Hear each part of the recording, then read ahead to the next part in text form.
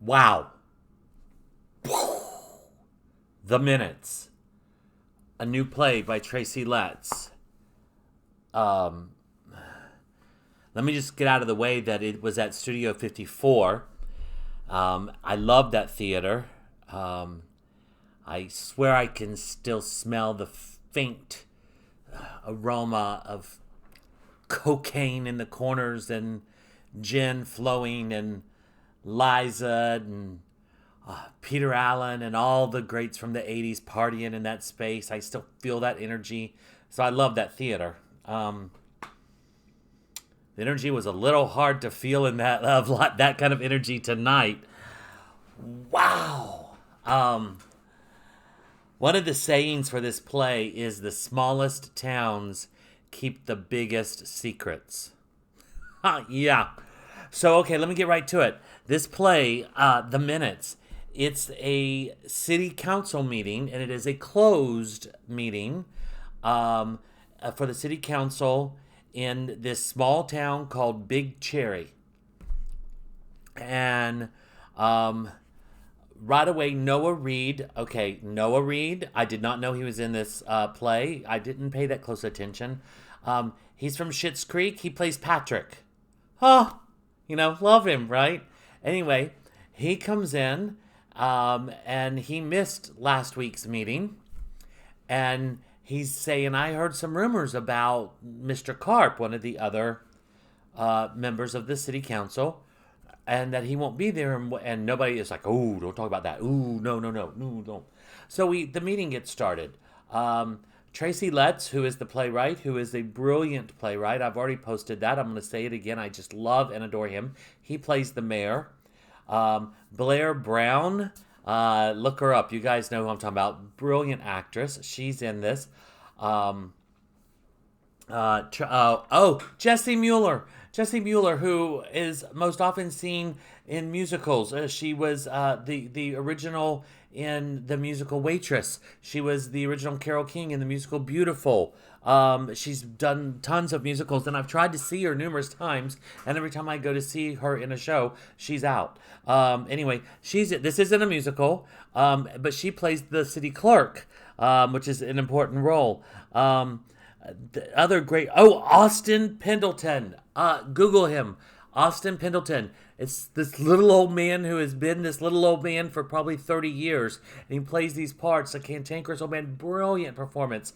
Just really super, super good acting. Directed by Anna Shapiro, who I hope that I wish, I dream that I could direct like she does.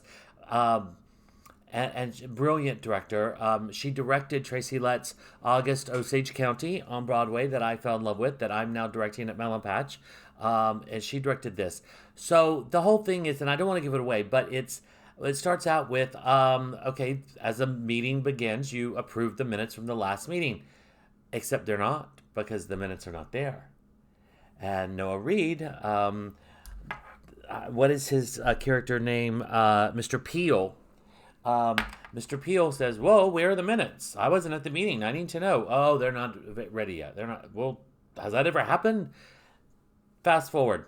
It's a city council meeting. Different people have different complaints, and it could border on the boredom of a city council meeting, except Tracy Lett's humor is so funny.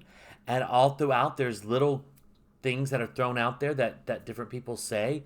And you go, whoa, did he just say that? Wow.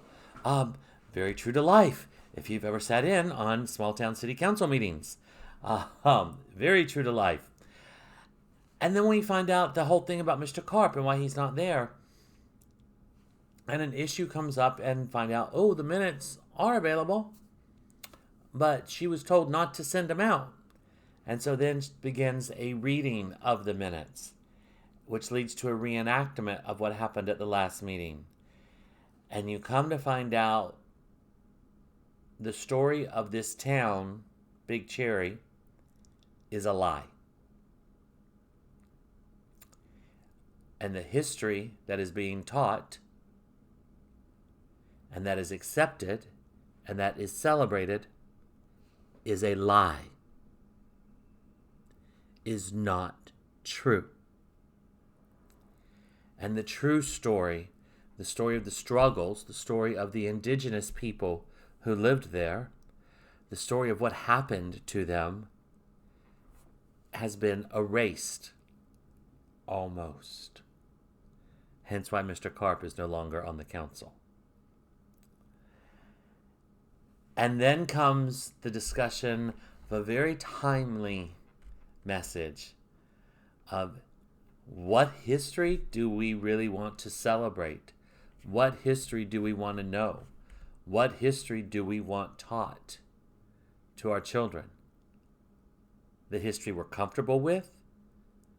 The history that is easy to accept, and the history that doesn't make us look like monsters? Or the real history? A very interesting twist happens, and the ending of this play made me want to run screaming for the nearest bar. I didn't. I'm still sober. But y'all. And of course, the kids sitting next to me, the guy and a girl, literally, I mean, as we're sitting there like this, they went, "We need a drink." And I'm going, "Have one for me." Yeah. Really powerful. Again, showing why Tracy Lett is amazing playwright that we value in America. He's topical. He's relevant. Ironically, this play was supposed to go in 2020. And it's just now getting produced. And it feels even more relevant now than it would have 2 years ago. Especially when you consider a lot of the stuff that has happened in the state of Florida. And the way that government is trying to force its beliefs on a people. And on a community. And on the world. We really need to really examine the minutes.